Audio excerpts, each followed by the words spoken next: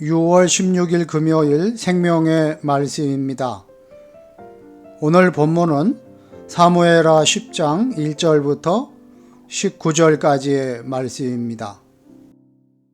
그 후에 암몬 자손의 왕이 죽고 그의 아들 한운이 대신하여 왕이 되니 다윗이 이르되 내가 나하스의 아들 한운에게 은총을 베풀되 그의 아버지가 내게 은총을 베푼 것 같이 하리라 하고 다윗이 그의 신하들을 보내 그의 아버지를 조상하라 하니라. 다윗의 신하들이 암몬 자손의 땅에 이르매 암몬 자손의 관리들이 그들의 주 한운에게 말하되 왕은 다윗이 조객을 당신에게 보낸 것이 왕의 아버지를 공경함인 줄로 여기시나이까? 다윗이 그의 신하들을 당신에게 보내 이 성을 엿보고 탐지하여 함락시키고자 함이 아니니까? 하니 이에 한운이 다윗의 신하들을 잡아 그들의 수염 절반을 깎고 그들의 의복에 중동 볼기까지 자르고 돌려보내매 사람들이 이 일을 다윗에게 알리니라. 그 사람들이 크게 부끄러워하므로 왕이 그들을 맞으러 보내 이르기를 너희는 수염이 자라기까지 여리고에서 머물다가 돌아오라 하니라.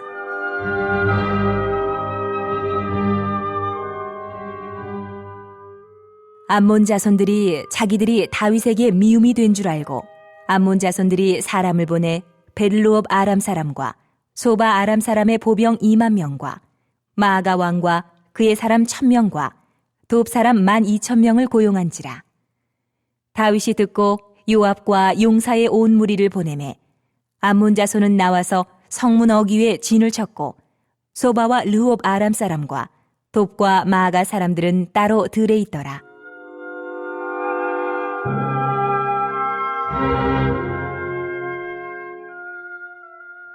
요압이 자기와 맞서 앞뒤에 친 적진을 보고 이스라엘의 선발한 자 중에서 또 엄선하여 아람 사람과 싸우려고 진치고 그 백성의 남은 자를 그 아우 아비새의 수하에 맡겨 암몬 자손과 싸우려고 진치게 하고 이르되 만일 아람 사람이 나보다 강하면 내가 나를 돕고 만일 암몬 자손이 너보다 강하면 내가 가서 너를 도우리라 너는 담대하라 우리가 우리 백성과 우리 하나님의 성읍들을 위하여 담대히 하자. 여호와께서 선히 여기시는 대로 행하시기를 원하노라.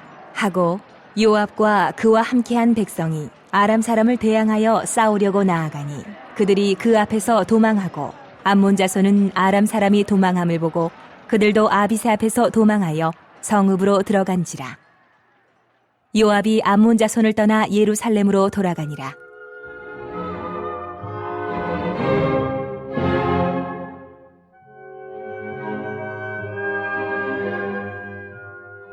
아람 사람이 자기가 이스라엘 앞에서 패하였음을 보고 다 모임에 하다레셀이 사람을 보내 강 건너쪽에 있는 아람 사람을 불러내매 그들이 헬람에 이르니 하다레셀의 군 사령관 소박이 그들을 거느린지라. 어떤 사람이 다윗에게 알림해 그가 온 이스라엘을 모으고 요단을 건너 헬람에 이르매 아람 사람들이 다윗을 향하여 진을 치고 더불어 싸우더니 아람 사람이 이스라엘 앞에서 도망한지라. 다윗이 아람 병거 700대와 마병 4만 명을 죽이고 또 그 군 사령관 소박을 치매 거기서 죽으니라. 하다데셀에게 속한 왕들이 자기가 이스라엘 앞에서 패함을 보고 이스라엘과 화친하고 섬기니 그러므로 아람 사람들이 두려워하여 다시는 암몬 자손을 돕지 아니하니라. 시바와 무비보셋 이야기와 마찬가지로 본문도 다윗이 범죄 이전에는 얼마나 강력한 군사력을 가지고 맹위를 떨쳤던가를 보여주기 위한 장치입니다. 다윗이 하나님 앞에 정직하게 행하기만 한다면 주변의 어떤 나라도 다윗의 군대를 대적할 수 없음을 잘 보여줍니다. 다윗은 무비보셋에게 은총을 베풀었던 것과 같이 암몬의 한운에게도 은총을 베풀기 위해 그 아버지 나하스의 장례식에 신하들을 보냅니다. 그런데 암몬의 신하들은 다윗이 보낸 조문객들이 정탐꾼일 것이라고 의심했고 왕 한운은 신하들의 말을 듣고 조문객을 모독해 내쫓는 어리석은 짓을 저질렀습니다. 다윗의 신하들이 당한 일은 남자가 아니다라고 조롱당한 것과 같습니다. 이는 국가 간 외교 관계에서 볼 때 있을 수 없는 일입니다. 다윗은 옷이 잘리고 수염이 깎이는 모욕을 당한 신하들을 수염이 자랄 때까지 여리고에 머물게 하는데, 이는 그 충격에서 회복할 시간을 주기 위한 것이었습니다. 다른 이가 베푸는 호의를 조롱하는 어리석은 행위는 결국 자신의 멸망을 앞당길 뿐입니다.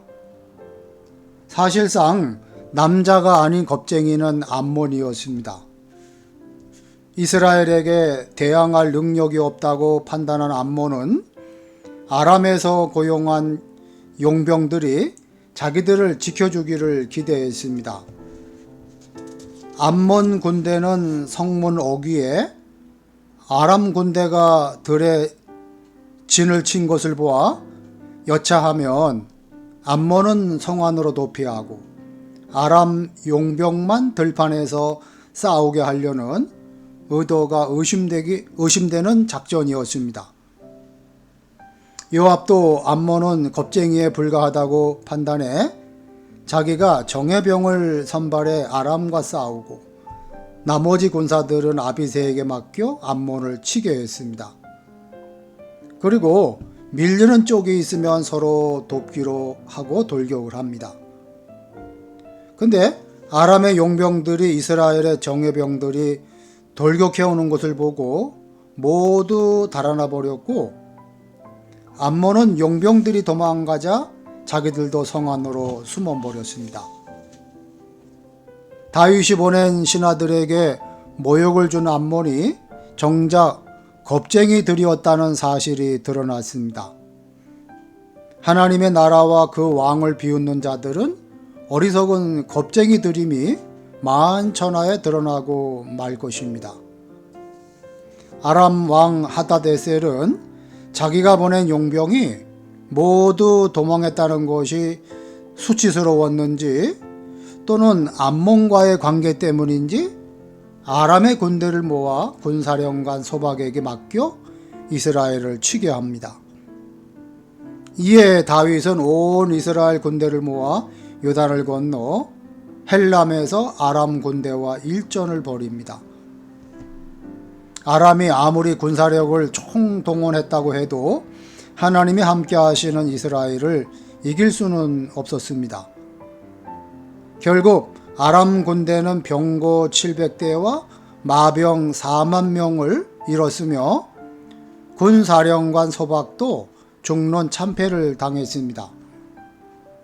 아람은 이스라엘이 얼마나 강한가를 잘 알게 되었고, 하다레셀은 암몬과의 관계를 끊고 이스라엘과 화친을 맺습니다. 결국 다윗을 모욕한 암몬은 바람 앞에 등불이 되고 말았습니다. 이처럼 세상은 하나님의 백성을 두려워할 수밖에 없습니다. 안타깝게도 암몬과의 전쟁은 다윗이 저지른 범죄의 배경이 됩니다. 만약 다윗이 죄를 범하지 않았다면 이렇게 주변 나라를 평정한 왕이 될 수 있었음을 보여주는 장면입니다. 우리가 하나님을 진실하게 섬기기만 한다면 어느 누구도 우리를 조롱하거나 공격할 수 없습니다.